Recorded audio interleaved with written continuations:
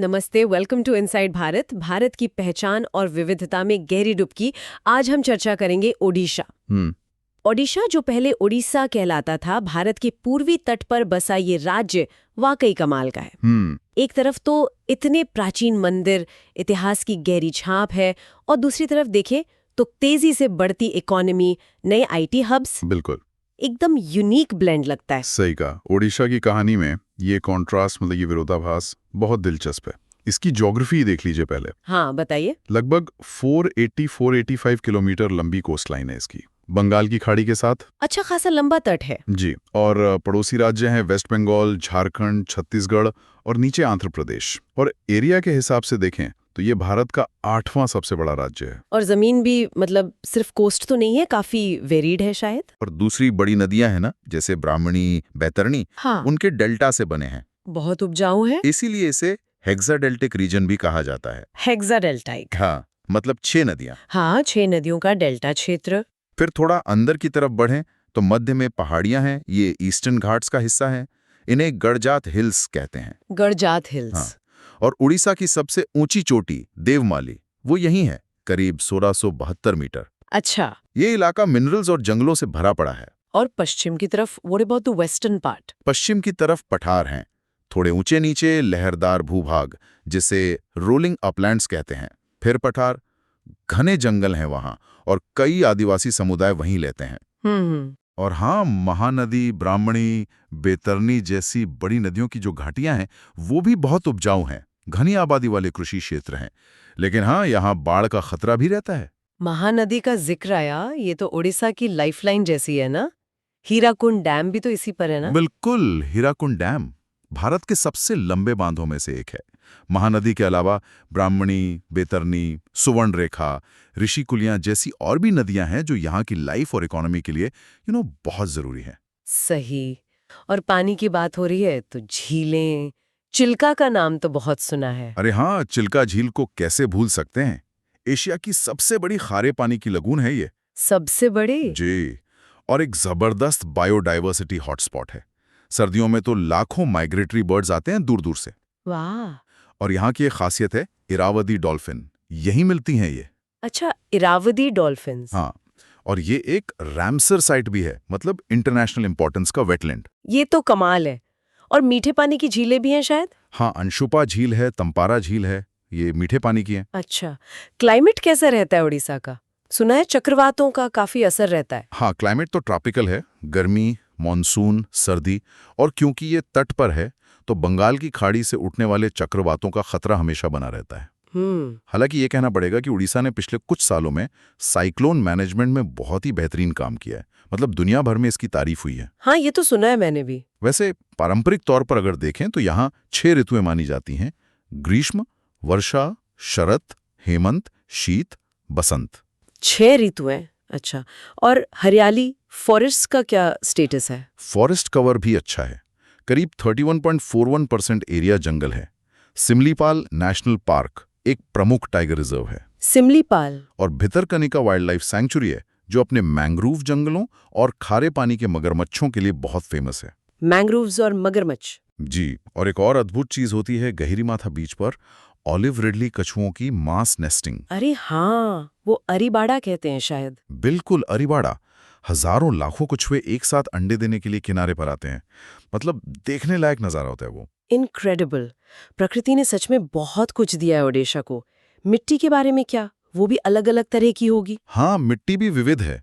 लाल मिट्टी, लेटराइट मिट्टी, नदियों के पास जलोढ़ मिट्टी, तट के पास रेतीली मिट्टी। और इन्हीं मिट्टियों पर फसलें होती हैं। चावल तो खैर मुख्य फसल है ही, दालें, नारियल, हल्दी, ये सब भी खूब होता है। तो ये उपजाऊ जमीन और इतनी प्राकृतिक संपदा, इसने इतिहास के कई दौर भी देखे होंगे। प्राचीन नाम कलिंग था ना? हाँ, कलिंग। महाभारत में भी इसका जिक्र आता है। और कलिंग सुनते ही ध्यान आता है अशोक और कलिंग युद्ध का। एग्जैक्टली। 261 BCE का वो कलिंग युद्ध भारतीय इतिहास का एक बहुत बड़ा टर्निंग पॉइंट था। हाँ। कहते हैं उस युद्ध में जो रक्तपात हुआ, जो भीषणता थी, उसे देखकर सम्राट अशोक का हृदय परिवर्तन हो गया और उन्होंने हिंसा का मार्ग छोड़कर बौद्ध धर्म अपना लिया और धम्म के प्रचार में लग गए। ये घटना सिर्फ ओडिशा नहीं, पूरे भारत के इतिहास के लिए बहुत सिग्निफिकेंट है। बिल्कुल। और इसके बाद के दौर में जो बड़े बड़े मंदिर हम आज देखते हैं वो कब बने? मध्यकाल में कई महत्वपूर्ण राजवंश आए, जैसे 10वीं सदी के आसपास सोमवंशी राजा थे। फिर आए पूर्वी गंग वंश के शासक, लगभग 1078 से 1434 सीई तक। पूर्वी गंग वंश। हाँ, और इन्हीं के शासनकाल में उड़ीसा की कला और वास्तुकला मतलब आर्किटेक्चर अपने चरम पर पहुंची। पुरी का जगन्नाथ मंदिर और कोणार्क का सूर्य मंदिर, ये सब इसी दौर की देन है। कोणार्क का सूर्य मंदिर वो राजा नरसिंहदेव प्रथम ने बनवाया था ना? जी हाँ, राजा नरसिंहदेव प्रथम लगभग 1250 सीई के आसपास। और बाद में गजपति राजा आए, जिन्होंने उड़ीसा की स्वतंत्रता और उसकी सांस्कृतिक पहचान को काफी हद तक बनाए रखा मुगलों और दूसरे आक्रमणकारियों के सामने। फिर अंग्रेजों का दौर आया होगा? हाँ, 19वीं सदी की शुरुआत में उड़ीसा धीरे धीरे ब्रिटिश नियंत्रण में आ गया और इसे बंगाल प्रेसिडेंसी का हिस्सा बना दिया गया। अच्छा। लेकिन उड़िया भाषी लोगों में अपनी अलग पहचान और अलग प्रांत की भावना बहुत मजबूत थी। इसके लिए आंदोलन हुए और आखिरकार 1 अप्रैल 1936 को उड़ीसा एक अलग प्रांत बना। और ये बात बहुत कम लोग जानते हैं कि ये भाषा के आधार पर बनने वाला भारत का पहला राज्य था। अरे वाह, ये तो वाकई इंटरेस्टिंग पॉइंट है, लिंग्विस्टिक बेसिस पर पहला राज्य। जी, फिर आजादी के बाद इसे पूर्ण राज्य का दर्जा मिला और हाल ही में 2011 में राज्य का नाम उड़ीसा से बदलकर उड़ीसा किया गया और भाषा का नाम उड़िया से ओडिया। उड़ीसा और ओडिशा। अच्छा, इतिहास से निकलकर अब जरा आज की बात करें। जी, इकोनॉमी कैसी चल रही है उड़ीसा की? सुना है काफी तेजी से ग्रो कर रही है। बिल्कुल सही सुना है। उड़ीसा पिछले कुछ सालों में इंडिया की फास्टेस्ट ग्रोइंग इकोनॉमीज में से एक रही है। अच्छा। और अब ये सिर्फ माइनिंग या एग्रीकल्चर पे डिपेंडेंट नहीं रही, स्ट्रक्चर काफी बदला है। जीएसडीपी मतलब ग्रॉस स्टेट डोमेस्टिक प्रोडक्ट का लगभग 79% हिस्सा अब इंडस्ट्री और सर्विसेज सेक्टर से आता है। 79% मतलब काफी बड़ा शिफ्ट है। हाँ, जबकि एग्रीकल्चर और माइनिंग, जिन्हें प्राइमरी सेक्टर कहते हैं, उनका कंट्रीब्यूशन अब करीब 21% रह गया है। तो ये ग्रोथ फिगर्स क्या कहते हैं, कुछ अंदाजा है? फिगर्स काफी इंप्रेसिव हैं। जैसे 2023-24 के सर्वे में 10.5% की ग्रोथ रेट एस्टिमेट की गई थी। 10% प्लस, दैट्स ह्यूज। हाँ, और राज्य का लक्ष्य है कि 2025-26 तक इकोनॉमी का साइज करीब 10.63 लाख करोड़ रुपए या लगभग 130 बिलियन $US तक पहुंचाना है। काफी एम्बिशियस टारगेट है। तो पिछले 5 सालों में देखें तो औसत सालाना ग्रोथ 5.3% के आसपास रही है, जो कि काफी अच्छी है। हालांकि एक बात ध्यान रखनी होगी, 2013-14 में जब फैलिन चक्रवात आया था तो जीएसडीपी ग्रोथ एकदम गिर गई थी, सिर्फ 2.21% रह गई थी, क्योंकि उसने एग्रीकल्चर को बुरी तरह प्रभावित किया था। हाँ, ये दिखाता है कि इकोनॉमी, खासकर एग्रीकल्चर, प्राकृतिक आपदाओं के प्रति कितनी वल्नरेबल है। डिजास्टर मैनेजमेंट कितना क्रूशल है कोस्टल स्टेट्स के लिए। बिल्कुल। अच्छा, शहरों की बात करें तो भुवनेश्वर का नाम काफी सुनने में आता है आजकल। हाँ, राजधानी है। राजधानी तो है ही, साथ ही ये एक बड़ा एडमिनिस्ट्रेटिव, आईटी, एजुकेशन और टूरिज्म हब बन गया है। IT hub? कौन सी कंपनीज है वहाँ? बड़ी आईटी कंपनीज जैसे Infosys, TCS, Wipro, tech Mahindra, Mindtree सब हैं। इनके अलावा 300 से ज्यादा छोटी आईटी फर्में भी हैं। इन्फोसिटी, इन्फो वैली जैसे आईटी पार्क्स हैं। वर्ल्ड बैंक ने भी इसे बिजनेस करने के लिए अच्छी जगहों में गिना था कुछ साल पहले। वाओ। और भुवनेश्वर का हस्तशिल्प भी मशहूर है शायद। पत्थर की मूर्तियां, पेंटिंग्स। हाँ, पत्थर की नक्काशी, पट्टचित्र पेंटिंग। और भुवनेश्वर एक प्लांट सिटी भी है। इसको स्मार्ट सिटी बनाने पर भी काफी जोर है। रिटेल और हॉस्पिटैलिटी सेक्टर भी तेजी से बढ़ रहा है। और कटक, वो तो पुरानी राजधानी थी ना, अब उसका क्या रोल है? कटक को आप उड़ीसा की कमर्शियल कैपिटल कह सकते हैं। अच्छा, कमर्शियल कैपिटल। जी, और ये अपने चांदी के बहुत ही बारीक काम, जिसे तारकशी या सिल्वर फिलिग्री कहते हैं, उसके लिए दुनिया भर में मशहूर है। हाँ, तारकशी सुना है। यहाँ और इसके आसपास काफी उद्योग भी हैं, खासकर मेटल्स, एलॉय, स्टील वगैरह के। IMFA, Indian Metals and Ferro Alloys का नाम सुना होगा, वो यहीं बेस्ड है। लॉजिस्टिक के लिहाज से भी कटक बहुत इंपॉर्टेंट है। अब जरा सेक्टर्स की बात कर लेते हैं। एग्रीकल्चर का क्या हाल है? कंट्रीब्यूशन कम हो रहा है, लेकिन लोग तो अभी भी काफी जुड़े होंगे इससे। हाँ, बिल्कुल। राज्य की करीब 61.8% वर्कफोर्स 2011 के सेंसस के हिसाब से एग्रीकल्चर या उससे जुड़े कामों में लगी है। जीएसडीपी में कंट्रीब्यूशन जरूर घटा है, अब लगभग 15-16% के आसपास है। और मुख्य फसल चावल ही है? हाँ, चावल मुख्य फसल है। लगभग 77% कल्टीवेटेड एरिया में चावल ही होता है। लेकिन कुछ चीजों में उड़ीसा का नेशनल शेयर बहुत ज्यादा है। जैसे लोबिया में देश का 45% उत्पादन यहीं होता है, कद्दू में 33%, हल्दी में 17%, नारियल में 11%, धान में भी 5.6% हिस्सा है। अरे वाह! और सी फूड सुना है वो भी काफी एक्सपोर्ट होता है। हाँ, सी फूड एक्सपोर्ट तेजी से बढ़ा है। 2014-15 में ही 2300 करोड़ का एक्सपोर्ट हुआ था। खासकर झींगा उत्पादन में उड़ीसा देश में चौथे नंबर पर है। चौथा सबसे बड़ा झींगा उत्पादक। और सिंचाई के लिए सरकार कुछ कर रही है? हाँ, सिंचाई एक चैलेंज रहा है। इसके लिए सरकार ने नवकृष्ण चौधरी सेच उन्नयन योजना जैसी स्कीमें चलाई हैं। अब आते हैं इंडस्ट्री पर। जीएसडीपी का 43% हिस्सा, इसमें क्या क्या शामिल है? बिजली उत्पादन और कंस्ट्रक्शन, ये सब आते हैं। और हाँ, ये काफी हद तक मिनरल बेस्ड है। मिनरल्स का तो जिक्र हुआ था, कितना भंडार है उड़ीसा में? जबरदस्त भंडार है। सोचिए, भारत का लगभग 25% लौह अयस्क भंडार अकेले उड़ीसा में है। 1/4? हाँ, और देश की 10% स्टील कैपेसिटी यहीं पर है। एल्यूमिनियम उत्पादन में तो ये टॉप पर है। NLCO यानी नेशनल एल्यूमिनियम कंपनी का मुख्यालय भुवनेश्वर में है। वेदांता का बड़ा प्लांट भी है। एल्यूमिनियम में टॉप पर। और माइनिंग का जीएसडीपी में कितना योगदान है? माइनिंग और क्वारिंग का योगदान जीएसडीपी में करीब 6.31% के आसपास है।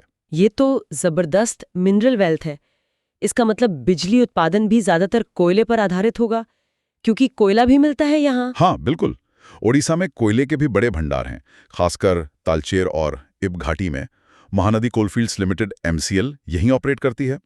तो इंस्टॉल्ड पावर कैपेसिटी का बड़ा हिस्सा coal based thermal power plant से आता है। हालांकि हाइड्रो और रिन्यूएबल एनर्जी का भी कंट्रीब्यूशन बढ़ रहा है। और एक और बात, ओडिशा देश का पहला राज्य था जिसने 1996 में बिजली क्षेत्र में रिफॉर्म्स शुरू किए थे।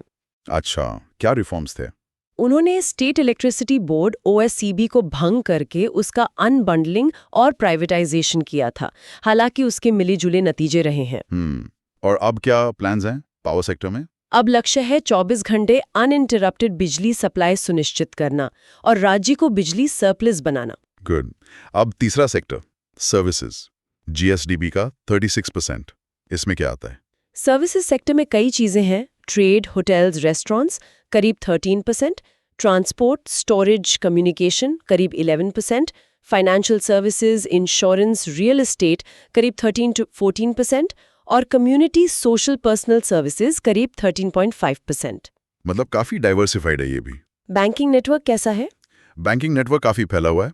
हर 12,000 लोगों पर औसतन एक बैंक शाखा है। और आईटी सेक्टर? हाँ, भुवनेश्वर का जिक्र हुआ था। हाँ, आईटी और आईटी इनेबल्ड सर्विसेज एक मेजर ग्रोथ ड्राइवर है। भुवनेश्वर हब है। बड़ी MNCs के अलावा 300 से ज्यादा छोटी और मीडियम फर्म्स भी हैं। सॉफ्टवेयर एक्सपोर्ट में उड़ीसा देश में 9वें स्थान पर था, NASSCOM 2009 की रिपोर्ट के अनुसार। 9th position. काफी अच्छा है। और हाल में लुलु ग्रुप के इन्वेस्टमेंट की भी बात सुनी थी। हाँ, लुलु ग्रुप ने भुवनेश्वर और कटक में बड़े निवेश की घोषणा की है, जिसमें शॉपिंग मॉल्स, हाइपरमार्केट्स और सी फूड प्रोसेसिंग यूनिट शामिल हैं। इससे रिटेल और हॉस्पिटैलिटी को और बढ़ावा मिलेगा। सही है। चलिए वापस मिनरल्स पर आते हैं एक बार। आयरन ओर और बॉक्साइट के अलावा और क्या खास है उड़ीसा में? ये भारत की खनिज तिजोरी क्यों कहलाता है? तिजोरी बिल्कुल सही शब्द है।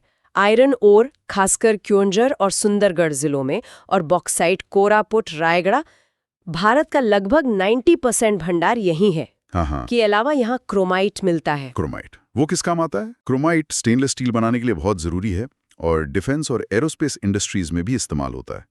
और भारत का लगभग सारा करीब 98% क्रोमाइट भंडार उड़ीसा की सुकिंदा घाटी में है। 98%, अनबिलीवेबल। जी।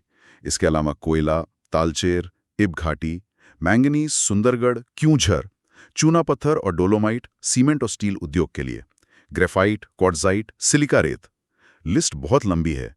छोटे खनिज जैसे चाइना क्ले, गार्नेट भी मिलते हैं। ये तो मतलब नेशनल इकोनॉमी के लिए बेहद इंपॉर्टेंट है। Steel, aluminium, power, stainless steel, सब कहीं ना कहीं उड़ीसा से जुड़ा है। बिल्कुल। उड़ीसा के खनिज संसाधन भारत के औद्योगिक विकास और अर्थव्यवस्था के लिए रीढ़ की हड्डी की तरह हैं। एक्सपोर्ट में भी इनका बड़ा योगदान है। लेकिन माइनिंग के साथ चैलेंजेस भी तो जुड़े होते हैं। एनवायरनमेंट का मुद्दा, लोकल कम्युनिटीज का सवाल। हाँ, ये सबसे बड़ा चैलेंज है। सस्टेनेबल डेवलपमेंट कैसे हो? एक तरफ खनिज निकालना जरूरी है रेवेन्यू और एम्प्लॉयमेंट के लिए, दूसरी तरफ एनवायरमेंटल कंसर्न्स हैं, जंगलों का कटना, पानी का प्रदूषण, अवैध खनन की समस्या भी रही है। लोगों का विस्थापन और उनका सही पुनर्वास एक बड़ा मुद्दा है। माइनिंग एरियाज में इंफ्रास्ट्रक्चर जैसे सड़कें, रेल लाइन, वो भी अभी पूरी तरह विकसित नहीं है। तो राज्य की माइनिंग पॉलिसी इन चीजों पर ध्यान देती है? हाँ, कोशिश यही है। पॉलिसी का फोकस है कि खनन टिकाऊ तरीके से हो, राज्य को ज्यादा रेवेन्यू मिले, स्थानीय लोगों को रोजगार मिले और पर्यावरण का नुकसान कम से कम हो। पर इम्प्लीमेंटेशन में चुनौतियां रहती हैं। समझ सकती हूँ। भविष्य में क्या संभावनाएं दिखती हैं माइनिंग सेक्टर में? संभावनाएं तो बहुत हैं। अभी भी एक्सप्लोरेशन की काफी गुंजाइश है। नए भंडार मिल सकते हैं। दूसरा, खनिजों का यहीं पर वैल्यू एडिशन करना जरूरी है। मतलब सिर्फ कच्चा माल बेचने के बजाय यहीं पर स्टील, एल्यूमिनियम या दूसरे फिनिश्ड प्रोडक्ट्स बनाए जाएं। हाँ, इससे ज्यादा जॉब्स पैदा होंगी। बिल्कुल। और नई टेक्नोलॉजीज जैसे कि डिजिटल माइनिंग, रिमोट सेंसिंग का इस्तेमाल करके माइनिंग को और एफिशिएंट और सेफ बनाया जा सकता है। साथ ही माइनिंग ऑपरेशंस में रिन्यूएबल एनर्जी के इस्तेमाल पर भी जोर देना होगा। सही कहा। अच्छा, इकोनॉमी और रिसोर्सेज की बात तो काफी हो गई, पर ओडिशा की असली पहचान तो शायद उसके लोग और उसकी संस्कृति है। हाँ, है ना? बिल्कुल। मैंने एक कहावत सुनी है वहां की, 12 मासे 13 परब। हाँ। इसका क्या मतलब है? इसका मतलब है 12 महीनों में 13 त्योहार। और ये सच भी है। ओडिशा में त्योहारों का साइकिल साल भर चलता रहता है। यहाँ की संस्कृति बहुत जीवंत है। पॉपुलेशन कितनी ओडिशा की और लोग कौन सी भाषा बोलते हैं? 2011 सेंसस के हिसाब से पॉपुलेशन करीब 4.19 करोड़ थी, जो भारत में 11वीं सबसे ज्यादा है। पॉपुलेशन डेंसिटी लगभग 270 लोग प्रति वर्ग किलोमीटर है। लिंगानुपात सेक्स रेशियो 979 है, जो नेशनल एवरेज से बेहतर है। और साक्षरता दर, लिटरेसी रेट, करीब 73% है। और भाषा? मुख्य भाषा तो ओडिया है, जो राज्य की आधिकारिक भाषा भी है। करीब 83% लोग ओडिया बोलते हैं। और ओडिया को भारत की शास्त्रीय भाषाओं, क्लासिकल लैंग्वेजेस में से एक का दर्जा भी प्राप्त है। अच्छा, क्लासिकल लैंग्वेज, इसका इतिहास काफी पुराना होगा फिर। हाँ, ओडिया के शिलालेख 10वीं शताब्दी तक के मिलते हैं। इसके अलावा हिंदी, तेलुगु, संताली और कुई जैसी भाषाएं भी बोली जाती हैं। और सुना है यहाँ ट्राइबल पॉपुलेशन भी काफी ज्यादा है। हाँ, ये बहुत महत्वपूर्ण पहलू है ओडिशा का। यहाँ भारत की तीसरी सबसे बड़ी जनजातीय आबादी रहती है। राज्य की कुल पॉपुलेशन का लगभग 22.8% हिस्सा जनजातीय है। तीसरा सबसे बड़ा। कितने समुदाय हैं? 62 अलग अलग जनजातीय समुदाय हैं, जिन्हें सरकार ने मान्यता दी है। इनमें कोंद, संथाल, गोंड, सेओरा, मुंडा प्रमुख हैं। सबकी अपनी अनोखी भाषा, संस्कृति, रीति रिवाज, कला है। कोंद जनजाति का नाम सुना है, डोंगरिया कोंद शायद। हाँ, डोंगरिया कोंद अपनी खास तरह की कढ़ाई वाली शॉल के लिए जाने जाते हैं। अब आते हैं उन 13 त्योहारों पर। कुछ खास त्योहार कौन-कौन से हैं जो बहुत बड़े पैमाने पर मनाए जाते हैं? सबसे प्रसिद्ध तो शायद पुरी की रथ यात्रा है। आषाढ़ महीने में, जून-जुलाई, भगवान जगन्नाथ, उनके भाई बलभद्र और बहन सुभद्रा तीनों अपने अपने विशाल रथों पर बैठकर गुंडीचा मंदिर जाते हैं। दुनिया भर से लोग आते हैं इसे देखने। रथ यात्रा, हाँ, ये तो विश्व प्रसिद्ध है। हाँ, और फिर दुर्गा पूजा, जो आश्विन महीने सितंबर-अक्टूबर में होती है, ये भी बहुत धूमधाम से मनती है, खासकर कटक में। कटक के पंडालों में चांदी और सोने का काम, जिसे चांदी मेड़ कहते हैं, वो देखने लायक होते हैं। चांदी मेड़, ये तारकशी वाला काम होता होगा। हाँ, वही। फिर काली पूजा होती है दुर्गा पूजा के बाद। कुमार पूर्णिमा भी आश्विन में ही आती है, जब अविवाहित लड़कियां अच्छे पति के लिए प्रार्थना करती हैं। अच्छा, और दिवाली, होली? दिवाली कार्तिक अमावस्या पर यहाँ पूर्वजों को याद करने की एक खास परंपरा है, जिसे बड़बड़ुआ हो कहते हैं। प्रथाष्टमी होती है मार्गशीर्ष में, जो घर के पहले जन्मे बच्चे के लिए होती है। इसमें एंडुरी पीठा नाम की खास मिठाई बनती है। एंडुरी पीठा? जी। वसंत पंचमी पर सरस्वती पूजा का महत्व है, खासकर बच्चों की पढ़ाई शुरू करने के लिए। महाशिवरात्रि, फाल्गुन पर लिंगराज मंदिर और कपिलाश मंदिर में भारी भीड़ होती है। डोला पूर्णिमा और होली भी खूब मनाई जाती है। ये तो हुए जो लगभग पूरे भारत में मनाए जाते हैं। कुछ एकदम रीजनल त्योहार भी होंगे। हाँ, बिल्कुल। पश्चिमी ओडिशा, खासकर संबलपुरी क्षेत्र का सबसे बड़ा त्योहार है नुआखाई। नुआखाई, इसका क्या मतलब है? नुआ मतलब नया और खाई मतलब खाना। ये नई फसल, खासकर नए धान के स्वागत का उत्सव है। गणेश चतुर्थी के अगले दिन मनाया जाता है। लोग नए कपड़े पहनते हैं, घरों में खास पकवान बनते हैं और एक दूसरे को नुआखाई जुहार कहकर बधाई देते हैं। नुआखाई जुहार, कितना अच्छा लगता है ये सुनना। और कोई तटीय इलाकों में रज पर्व आषाढ़ मध्य जून 3 दिन तक मनाया जाता है। ये धरती माता और नारित्व का उत्सव है। इसमें लड़कियां झूले झूलती हैं, नए कपड़े पहनती हैं और घरों में तरह तरह के पीठे बनते हैं। झूले और पीठे, साउंड्स फन। हाँ, फिर कार्तिक पूर्णिमा पर बाली यात्रा होती है। ये पुराने जमाने में उड़ीसा के नाविकों की इंडोनेशिया, बाली और दूसरे देशों की समुद्री यात्राओं की याद में मनाई जाती है। लोग नदियों या तालाबों में कागज या केले के तने की बनी छोटी नावें बोईता छोड़ते हैं। कटक में इस मौके पर बहुत बड़ा व्यापार मेला भी लगता है। बाली यात्रा, वाह।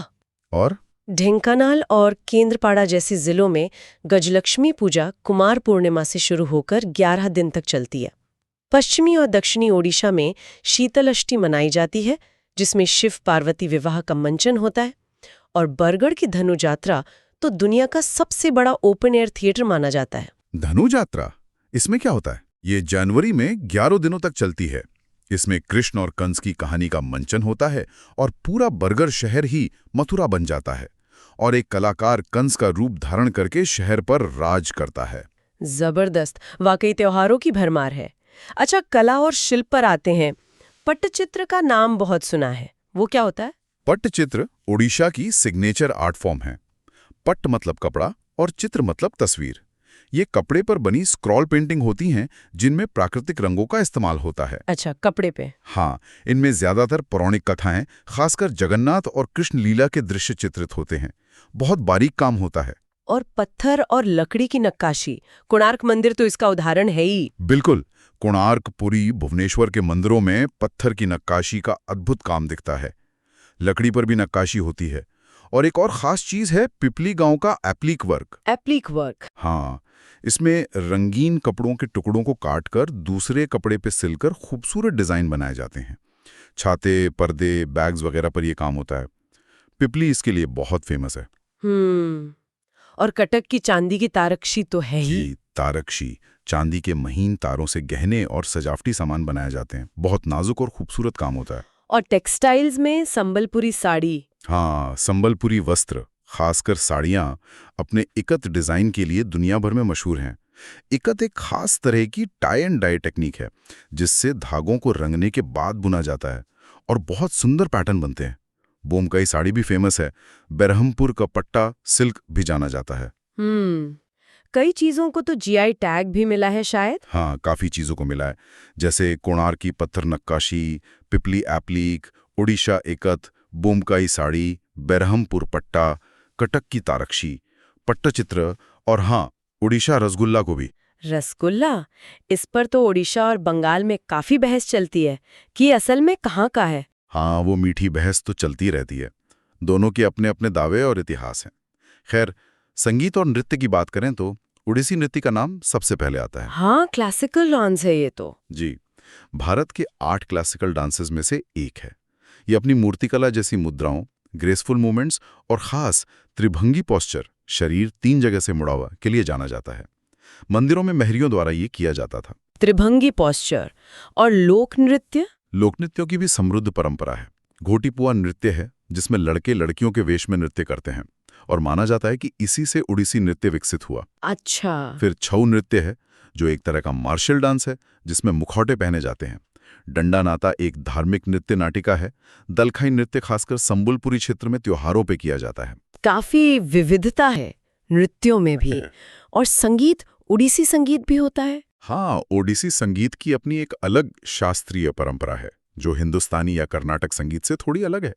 इसका इस्तेमाल ओडिसी नृत्य में होता है और इसके अपने राग और ताल हैं। ये तो बहुत समृद्ध कल्चर है। अब आते हैं खाने पर। महाप्रसाद का जिक्र तो होता ही है जगन्नाथ मंदिर के साथ। हाँ, जगन्नाथ मंदिर का महाप्रसाद बहुत पवित्र और प्रसिद्ध है। कहते हैं वहां मंदिर की रसोई में 56 तरह के भोग व्यंजन तैयार किए जाते हैं। 56 भोग? जी, और ये सब मिट्टी के बर्तनों में लकड़ी की धीमी आग पर पकाए जाते हैं। इसका स्वाद एकदम अनोखा माना जाता है। वाह। और आम खाने में क्या खास है? आम खाने में चावल मुख्य भोजन है। एक बहुत ही यूनिक डिश है डालमा। डालमा? हाँ, ये दाल और कई तरह की सब्जियों को मिलाकर बनाई जाती है, बिना ज्यादा मसाले के, बस थोड़े घी और जीरे के तड़के के साथ। बहुत पौष्टिक होती है। Sounds healthy. और एक है पखाल। ये फर्मेंटेड चावल का पानी होता है, जिसे चावल के साथ खाया जाता है, खासकर गर्मियों में। शरीर को ठंडा रखता है। पखाल, ये तो पहली बार सुना। मछली भी काफी खाई जाती है, खासकर सरसों की ग्रेवी में बनी माछ बेसरा या दही में बनी दही माछ। खाने में सरसों के तेल और पंचफुटन का इस्तेमाल आम है। पंचफुटन ये क्या है? ये 5 साबुत मसालों का मिश्रण होता है। जीरा, सरसों, मेथी, सौंफ और कलौंजी। इसे तड़के में इस्तेमाल करते हैं। अच्छा, पंचफोरन जैसा बंगाल में होता है। हाँ, मिलता जुलता है। और मीठे में छेना पोड़ा का नाम सुना है? छेना पोड़ा? हाँ, ये तो सुना है। पनीर की मिठाई है ना? बिल्कुल, ये भुने हुए पनीर छेना की मिठाई है, जिसे चीनी और इलायची के साथ मिलाकर देर तक बेक किया जाता है। ऊपर से थोड़ी जली हुई परत होती है और अंदर से नरम। ये ओडिशा की सिग्नेचर स्वीट है।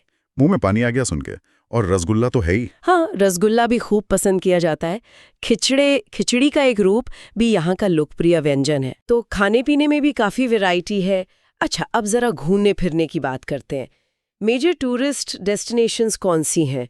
कोणार्क और जगन्नाथ मंदिर तो हैं ही। हाँ, ये दोनों तो सबसे बड़े आकर्षण हैं। कोणार्क का सूर्य मंदिर तो आर्किटेक्चर का एक ऐसा अजूबा है कि बस देखते रह जाओ। 13वीं सदी में बना, एक विशाल रथ के आकार में। रथ के आकार में? हाँ, पत्थर के 24 विशाल पहिए हैं। हर पहिया लगभग 10-12 फीट ऊंचा है और उन्हें खींचते हुए 7 घोड़े दिखाए गए हैं। सब कुछ पत्थर पर उकेरा गया है। इनक्रेडिबल। इसे ब्लैक पगोड़ा भी कहते थे शायद? हाँ, पुराने जमाने के यूरोपियन नाविक इसे ब्लैक पगोड़ा कहते थे, शायद इसके रंग या इसके विशाल आकार के कारण जो दूर से दिखता था। इसका मुख्य शिखर, जो बहुत ऊंचा था, कहते हैं 200 फीट से भी ज्यादा, वो तो 19वीं सदी में गिर गया। ओह, तो अब क्या बचा है? अब जो मुख्य संरचना बची है वो है जगमोहन, यानी असेंबली हॉल, जो खुद करीब 128 फीट ऊंचा है, और नट मंदिर यानी नृत्य मंडप और भोग मंडप के अवशेष भी हैं। लेकिन जो बचा है उसकी दीवारों पर जो नक्काशी है। कैसी नक्काशी है? देवी देवता, अप्सराएं, संगीतकार, दैनिक जीवन के दृश्य, जानवर और हाँ, कामुक मिथुन मूर्तियां भी। बहुत ही बारीक और सजीव काम है। ये यूनेस्को वर्ल्ड हेरिटेज साइट है। भारत के 10 रुपए के नोट पर भी इसी का चित्र है ना? बिल्कुल। और रविंद्रनाथ टैगोर ने कहा था कि यहाँ पत्थर की भाषा मनुष्य की भाषा को पार कर जाती है। Wow, great quote. और पुरी का जगन्नाथ मंदिर? पुरी का जगन्नाथ मंदिर भारत के 4 धामों में से एक है। ये भी 12वीं सदी में पूर्वी गंग राजाओं द्वारा बनवाया गया या उसका विस्तार किया गया। ये एक विशाल परिसर है, ऊंची दीवारों से घिरा हुआ। इसकी रसोई दुनिया की सबसे बड़ी रसोइयों में गिनी जाती है, जहां रोज हजारों लोगों के लिए महाप्रसाद बनता है। यहाँ गैर हिंदुओं का प्रवेश वर्जित है और यहीं से विश्व प्रसिद्ध रथ यात्रा शुरू होती है। भुवनेश्वर में भी काफी मंदिर हैं। मंदिरों का शहर कहते हैं इसे। हाँ, बिल्कुल। कहते हैं कभी यहाँ 7000 मंदिर थे, अब भी 500 से ज्यादा हैं। इनमें सबसे प्रमुख हैं लिंगराज मंदिर, जो 11वीं सदी में बना था। ये भगवान शिव को समर्पित है और कलिंग वास्तुकला का बेहतरीन नमूना माना जाता है। लिंगराज मंदिर। इसके अलावा मुक्तेश्वर मंदिर, राजा रानी मंदिर, परशुरामेश्वर मंदिर, बहुत सारे प्राचीन मंदिर हैं। और भुवनेश्वर में मंदिरों के अलावा? भुवनेश्वर में उदयगिरी और खंडगिरी की गुफाएं हैं। ये पास 2 पहाड़ियां हैं जिनमें चट्टानों को काटकर प्राचीन जैन मठ और गुफाएं बनाई गई थी, ईसा पूर्व 1ली-2री शताब्दी की। जैन गुफाएं? हाँ, और पास में ही धौली पहाड़ी है, जहां माना जाता है कि कलिंग युद्ध हुआ था। यहीं पर अशोक के शिलालेख हैं और एक सुंदर सफेद शांति स्तूप 20 पगोड़ा भी है। धौली, जहां अशोक का हृदय परिवर्तन हुआ। और शहरों में कटक, राउरकेला, संबलपुर का क्या महत्व है? कटक तो पुरानी राजधानी और कमर्शियल हब है, अपनी तारकशी के लिए फेमस। राउरकेला एक प्रमुख औद्योगिक शहर है, जहां सेल का बड़ा स्टील प्लांट है। संबलपुर पश्चिमी उड़ीसा का मुख्य शहर है, अपनी संबलपुरी साड़ियों के लिए जाना जाता है। और पास में हीराकुंड बांध है। हीराकुंड बांध, वो भी दिखने के लायक जगह होगी। हाँ, बहुत विशाल है। अब जरा नेचर और वाइल्ड लाइफ डेस्टिनेशंस की बात करें। चिल्का झील का जिक्र तो हुआ। हाँ, चिल्का झील में बोटिंग करना, सर्दियों में पक्षियों को देखना और डॉल्फिन स्पॉट करना एक शानदार अनुभव है। सतपदा वाली तरफ से डॉल्फिन ज्यादा दिखती हैं। और भितरकनिका? भितरकनिका नेशनल पार्क अपने मैंग्रोव वनों के लिए जाना जाता है, जो भारत में सुंदरबन के बाद दूसरे सबसे बड़े हैं। यहाँ नाव से घूमते हुए खारे पानी के बड़े बड़े मगरमच्छ, किंग कोबरा और तरह तरह के पक्षी देख सकते हैं। ये भी एक रामसर साइट है। मैंग्रोव और मगरमच्छ साउंड्स एडवेंचरस। और सिमलीपाल नेशनल पार्क एक टाइगर रिजर्व है और यहाँ बाघ के अलावा हाथी, गौर, सांभर और कई तरह के वन्यजीव पाए जाते हैं। यहाँ खूबसूरत झरने भी हैं, जैसे बरही पानी और जोरंडा। बाघ और झरने, बढ़िया कॉम्बिनेशन है। और कोई हिल स्टेशन भी है उड़ीसा में? हाँ, एक जगह है दारिंगबाड़ी, कंधमाल जिले में। इसे ओडिशा का कश्मीर भी कहा जाता है। ओडिशा का कश्मीर? क्यों, बर्फ पड़ती है क्या? बर्फ तो नहीं पड़ती, लेकिन सर्दियों में तापमान काफी गिर जाता है। कभी कभी पाला भी पड़ता है। यहाँ चीड़ के जंगल, कॉफी के बागान और खूबसूरत घाटियां हैं। ये अभी उतना कमर्शलाइज नहीं हुआ है। दारिंगबाड़ी, ये नया नाम सुना। तो मतलब उड़ीसा में इतिहास, धर्म, प्रकृति, वन्य जीव, कला, संस्कृति, हर तरह के ट्रैवलर के लिए कुछ ना कुछ है। बिल्कुल, ये वाकई एक कंप्लीट पैकेज है। अच्छा, जाते जाते कुछ ऐसी एकदम यूनिक चीजें जो सिर्फ उड़ीसा की खासियत हो, जिनके बारे में हमने शायद थोड़ी बात की हो, पर एक साथ सोचें तो। कई चीजें हैं। एक तो जगन्नाथ संस्कृति और उनका महाप्रसाद, जिसमें जाति पाति का कोई भेद नहीं माना जाता। ये अपने आप में बहुत यूनिक है। सही कहा। दूसरा, यहाँ की समृद्ध जनजातीय परंपराएं, जैसे डोंगरिया कोंद की कला या संथालों के नृत्य। तीसरा, गहरमाथा में ऑलिव रिडले कछुओं का अरिवाड़ा, जो दुनिया में कुछ ही जगहों पे होता है। अरे बाणा, हाँ। चौथा, भितरकनिका के मैंग्रोव वन और वहाँ के जीव जंतु। पांचवा, मंदिरों का खास रेखा देउल आर्किटेक्चर स्टाइल, जो नागर शैली का ही एक रूप है पर अपनी अलग पहचान रखता है। रेखा देउल। छठा, ओडिया भाषा का शास्त्रीय दर्जा। सातवां, चक्रवात जैसी आपदाओं से निपटने में उड़ीसा ने जो मॉडल पेश किया है, वो पूरी दुनिया के लिए एक मिसाल है। डिजास्टर मैनेजमेंट मॉडल, हाँ, ये बहुत इंपॉर्टेंट है। और आठवां, मिशन शक्ति जैसा महिला सशक्तिकरण कार्यक्रम, जिसने लाखों गरीब महिलाओं को सेल्फ हेल्प ग्रुप्स के माध्यम से आत्मनिर्भर बनाया है। मिशन शक्ति, वाओ! तो ये वाकई उड़ीसा की कुछ अनोखी पहचान है। जी, ये सब मिलकर उड़ीसा को एक ऐसा राज्य बनाते हैं जो अपनी प्राचीन विरासत और जड़ों को सहेजते हुए आधुनिक विकास की तरफ भी बढ़ रहा है। बिल्कुल। चुनौतियों के बावजूद एक लचीलापन दिखता है उड़ीसा में। हाँ, रेजिलियंस तो है। उड़ीसा का भारत की संस्कृति, अर्थव्यवस्था और आध्यात्मिकता में एक बहुत महत्वपूर्ण योगदान रहा है और आगे भी रहेगा। और सोचते हुए ये सवाल मन में आता है कि विकास का वो कौन सा मॉडल सबसे सही होगा जो उड़ीसा जैसी जगहों की, मतलब इतनी रिच नेचुरल वेल्थ और कल्चरल हेरिटेज वाली जगहों को बचाए रखते हुए वहां के लोगों की तरक्की सुनिश्चित कर सके। ये शायद सिर्फ उड़ीसा के लिए नहीं, हम सब के लिए, पूरे देश के लिए सोचने वाली बात है। बिल्कुल सही कहा आपने, एक जरूरी सवाल है ये। ठीक है, तो हमें उम्मीद है कि आपको आज की ये चर्चा पसंद आई होगी। उड़ीसा के बारे में जानकर अच्छा लगा होगा। हाँ, उम्मीद है। ऐसी और दिलचस्प चर्चाओं के लिए हमारे चैनल को सब्सक्राइब करें। धन्यवाद। जय हिंद।